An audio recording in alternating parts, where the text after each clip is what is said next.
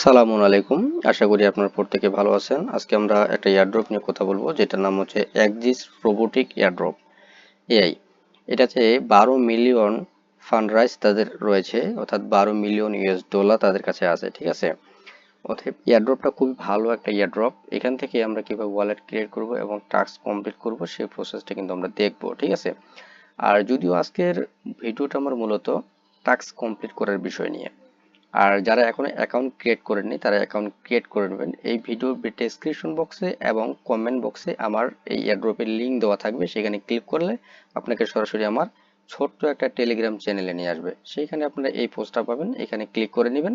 Click করে নিয়ে আপনারা অ্যাকাউন্টটা সাইন আপ করে নেবেন। ঠিক আছে, সাইন আপ করার পদ্ধতি এখানে দুইটা আছে। এটা হচ্ছে গুগল ওয়ালেট দিয়ে আর গুগল দিয়ে, যে কোনো একটা দিয়ে আপনি এখানে সাইন আপ করতে পারেন। সেটা এজ এ উইস আপনার ইচ্ছা। আর যারা আমার টেলিগ্রাম চ্যানেলটাতে জয়েন করেনি তারা আমার টেলিগ্রাম চ্যানেলটাতে জয়েন করে নেবেন। ছোট চ্যানেল, একটু সাপোর্ট করবেন আমাকে। হ্যাঁ, ধন্যবাদ। তারপর আমরা চলে যাব আমাদের যে রোবোটিক্স এই এয়ারড্রপটা, সেখানে আমরা চলে আসবো। এখানে আসার পরে যে টাস্কগুলো কিভাবে কমপ্লিট করতে হয় আমরা কিন্তু সেই প্রসেসটা দেখব। আচ্ছা, ভিডিওটা একটু লম্বা হতে পারে, মানে বড় হতে পারে, তার জন্য আমি দুঃখিত। কারণ ভিডিওটা যেহেতু যারা পারে না তাদের জন্য এই, এখন তাদের জন্য ভিডিওটা তৈরি করতে হলে কিন্তু অনেক বিষয় কিন্তু দেখাতে হয় ভিডিওতে, এই জন্য খুব বড় হতে পারে। আচ্ছা, প্রথমে আমরা চলে যাই পোর্টফোলিওতে। এই যে এখানে আসার পরে এখানে পোর্টফোলিওতে চলে যাব। পোর্টফোলিওতে আসার পরে এই অ্যাড্রেসটাতে আমরা ইথেরিয়াম, বেস ইথেরিয়াম কিছু ডিপোজিট করে রাখবো। হ্যাঁ, যে যতটুকু পারেন। আমি মোটামুটি 50 সেন্টের মতো এখানে ডিপোজিট করেছিলাম। হিস্ট্রিতে যদি আসি, এই এটার কাজ কি, যেটা আমরা ডিপোজিট করব ইথেরিয়ামটা, সেটার কাজ হচ্ছে এই যে টাস্কগুলো কমপ্লিট করব, পরবর্তীতে সেই টাস্কগুলো আমাদের হিস্টোরিতে আসবে। হিস্টোরিতে আসার পর এখানে সাইনিং এ ক্লিক করে ওইগুলাকে অ্যাপ্রুভ করতে হবে, মানে সাইনিং করতে হবে। এই সাইনিং করে যে ফিটা, শুধুমাত্র সেই ফিটা আর কি তারা কাটে। এই যে এখানে ক্লিক করলাম, এই যে ফি দেখছেন 0.01 বেজের ইথেরিয়াম কাটতেছে এতটুকু। এই যে অল ডান, এটা সাইনিং হয়ে গেল। ঠিক আছে, এভাবে টাস্কগুলো কমপ্লিট করার পর আমাদেরকে সাইনিং করতে হবে। সো আমরা চলে যাই আবার এখানে হবে টাস্কে। এই টাস্কে আমরা চলে আসলাম। টাস্কে আসার পরে যে কোনো একটা টাস্ক আমি এখানে কমপ্লিট করি। যে কোনো একটা কোনটা করা যায় দেখি, মানে একটা দুটো করে দেখাবো আপনাদেরকে। এখানে ক্লিক করি আমরা। ক্লিক করার পর একটু লোড নিচ্ছে, এই যে লোড নিচ্ছে একটু। এখানে তাদের যে টাস্ক কমপ্লিট করে ইন্ট্রোডাকশনগুলো, ইন্ট্রোগুলো সেটা আপনি এখানে পেয়ে যাবেন। আর এখানে পেয়ে যাবেন যে টপ র্যাঙ্কিং বা ডিস্ট্রিবিউশন, কে কত সেকেন্ডে টাস্কগুলো কমপ্লিট করছে। এখানে টপ র্যাঙ্কিংয়ে আপনারা পেয়ে যাবেন এই যে কে সবচেয়ে বেশি র্যাঙ্কে আছে, সেগুলো আপনারা পেয়ে যাবেন। এগুলো তো ওই র্যাঙ্কে যাওয়া মানে হিসেব বিশাল ব্যাপার স্যাপার একটা। আমরা টাস্কগুলো ঠিকমতো কমপ্লিট করতে পারি না, আবার র্যাঙ্কে যাব। হ্যাঁ, আচ্ছা যাই হোক, আমরা এদিকে আসি। এখানে লক্ষ্য করেন লেখা আছে গোল, লক্ষ্য করুন এখানে যে টাস্কটা কমপ্লিট করব সেটার একটা এখানে ইন্ট্রোডাকশন আমাদেরকে দিয়ে দিয়েছে কি করতে হবে। আচ্ছা, ওয়াল হুকটি তুলে ট্যাপ ডিসপেন্সারের সামনে রাখুন। ট্যাপ ডিসপেন্সারের সামনে রাখতে হবে ওয়াল হুকটি তুলে। হ্যাঁ, তো এটা হচ্ছে আমাদের টাস্ক। এই যে দা ওয়াল হুক, এই যে ওয়াল হুকটা তুলে এই যে ট্যাপ ডিসপেন্সারের সামনে রাখতে হবে, ফ্রন্ট সাইড সামনে। আচ্ছা, একটু অপেক্ষা করি খালি আমরা, আমাদের টাস্কটা এখন চলে আসবে এখনই। একটু হয়তো আসতে সমস্যা হচ্ছে, তার জন্য আমি দুঃখিত। কারণ যেহেতু লাইভ আর প্রত্যেকটা টাস্ক ওপেন করার পরেই মানে একটু সময় নিয়েই আসে, এটা বুঝতেছি না কেন আসে। আচ্ছা, এখানে একটু আসুক। হ্যাঁ, টাস্কটা না আসা পর্যন্ত আসলে বলা যাচ্ছে না। তো আমার নতুন ইউটিউব চ্যানেল, একটু সাপোর্ট করবেন, আমাকেও সাপোর্ট করবেন। আমার টেলিগ্রাম চ্যানেলটা একটু সাপোর্ট করবেন। আচ্ছা, এই যে চলে আসলো আমাদের টাস্কটা আসার পরে এখানে কিন্তু আমি যে প্রথমে কাজটা করতে চাচ্ছি সেটা হচ্ছে যে ক্যামেরাগুলোকে রিমুভ করতে চাচ্ছি আমি। এইটা একটা ক্যামেরা, যেটা একটা ক্যামেরা। ক্যামেরাগুলোকে রিমুভ করার জন্য এখানে যে ক্যামেরা যে আইকনটা আছে, যেমন মাউস বাটনে ক্লিক করেন, আমি রিমুভ করে দিলাম। ঠিক আছে, রিমুভ করে দেওয়ার জন্য একটু জুম করে নিই। এটা আমরা একটু জুম করে নিলাম। এই যে এখন কি বলছে, ওয়াল হুকটা আমাদেরকে তুলতে হবে। ওয়াল হুক কোনটা আমরা তো জানি না। এখানে ক্লিক করে দেখি আমরা, ডিসপেন্সার, মানে এই যে ডিসপেন্সার, এটার ফ্রন্ট মানে সামনে রাখতে বলেছে আমাদেরকে ওয়াল হুক। এই সামনে এটা এখানে আমাদেরকে রাখতে হবে। কোনটা রাখতে হবে? এইখানে রাখতে বলছে ওয়াল হুক। ওয়াল হুক কোনটা সেটা তো জানি না। এখানে ক্লিক করি, এটা না, এটা ক্লিক করি, এই যে ওয়াল হুক। এই ওয়াল হুকটা আমাদেরকে এখানে রাখতে হবে। ঠিক আছে, আচ্ছা, তার জন্য আমি একটা কাজ করে দেখাই। দেখেন, এটাতে যদি মাউসটা ক্লিক করি তাহলে এটা আসতেছে, আর এটাতে যদি মাউসটা ক্লিক করি তাহলে এটা আসতেছে। ঠিক আছে, তাহলে এটা যদি কাছে আসে তাহলে এটা দিয়ে আমরা এই কাজটা করব। আচ্ছা, এই হাতটাকে এখন উপরে তোলার জন্য আমাদের ই বাটনটা এখানে কাজ করতে হবে কিবোর্ডের। ই চাপলাম, এই যে উপরে উঠলো। ঠিক আছে, এখন এই যে গ্রিপটা, এই গ্রিপগুলোকে ডানে বামে নেওয়ার জন্য, শুধুমাত্র গ্রিপগুলোকে ডানে বামে নেওয়ার জন্য আমরা ডাব্লু আছে আর কিউ বাটন, এই যে ডাব্লু বাটন চাপতেছি, এই যে ডানে আসতেছে বা বামে যাচ্ছে, এই যে দেখেন ডাব্লু বাটন চাপতেছি, এদিকে এদিকে যাচ্ছে, দেখেন আমি দেখাই দিচ্ছি আপনাকে সবকিছু।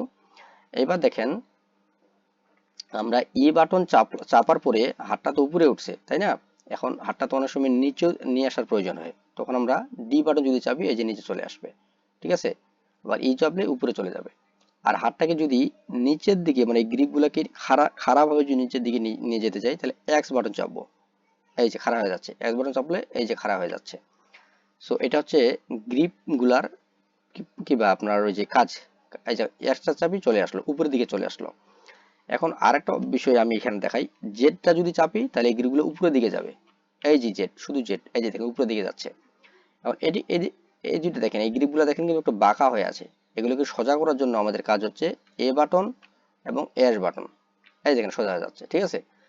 সো এই গ্রিপগুলোর কাজটা কিন্তু আমরা দেখলাম, ঠিক আছে? এবার আমরা এইটাকে তুলে সামনের দিকে নিয়ে যাই, প্র্যাকটিক্যালে দেখি আমরা। আচ্ছা, এটাকে আমরা তুলে ধরে এপাশে নিয়ে আসি, নিয়ে আসার পর দেখেন ভিডিওটা দেখানোর জন্য এই জন্য আমার দেরি হয়ে যাচ্ছে অনেক, হ্যাঁ। নিয়ে আসি এখানে, দেখি আমরা এটাকে। আচ্ছা, এটা আরেকটু এদিকে নিয়ে আসি, এপাশ থেকে বোঝা যাচ্ছে না, পিছন থেকে দেখি আমরা, এই যে, হ্যাঁ এটা আসছে মনে হয়, আসছে। আচ্ছা, এখানে একটা কি, এইখানে একটা কাজ করব আমরা, যদি আমরা এই টাস্কটা এখানে কমপ্লিট করতে না পারি, বা এটা টেবিল থেকে আমাদের পড়ে যায়, বা আমাদের হাতের কাছ থেকে দূরে চলে যায়, তাহলে আমাদের কি করতে হয়, আর বাটনটা প্রেস করে আবার নতুন অবস্থায় আমাদেরকে আসতে হয়, তাই না? আসলে এখন আমরা কি করব, আর বাটন আমরা চাপবো না, আমরা কি করব, এখানে এন বাটন চাপবো। এন বাটন চাপলে এটা এখানে সেভ হয়ে গেল, এই যেখানে লেখা আছে চেক পয়েন্ট, এটা সেভ হয়ে গেল। সেভ হওয়ার পরে এখন আমরা এটাকে চেষ্টা করব এই পজিশনে নিয়ে আসার জন্য। তারপর আমরা এস বাটন চাপে এটাকে সোজা করে নিব, বাঁকা হয়ে আছে। এস আর এ বাটন একটু সামনের দিকে নিয়ে আসি, নিয়ে আসার পরে এই হাতটাকে একটু উপরের দিকে নিয়ে যাব। আচ্ছা, আচ্ছা উপরের দিকে যাচ্ছে না, ই বাটন চাপি, এই যে উপরের দিকে চলে গেল। চলে যাওয়ার পরে এবার দেখি ঢুকছে এটা আমাদের, ধরবে তো মনে হয় গ্রিপটা।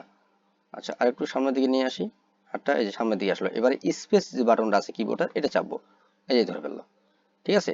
ধরে ফেলার জন্য এখন আমরা কি করব, আবার এখানে এন বাটনটা চাপবো, এন, মানে যদি যদি না হয় তাহলে আবার শুরু থেকে আসার জন্য আমরা আবার শুরুতে আসব। কিভাবে শুরুতে আসব আমি সেটাও দেখাচ্ছি, দেখেন।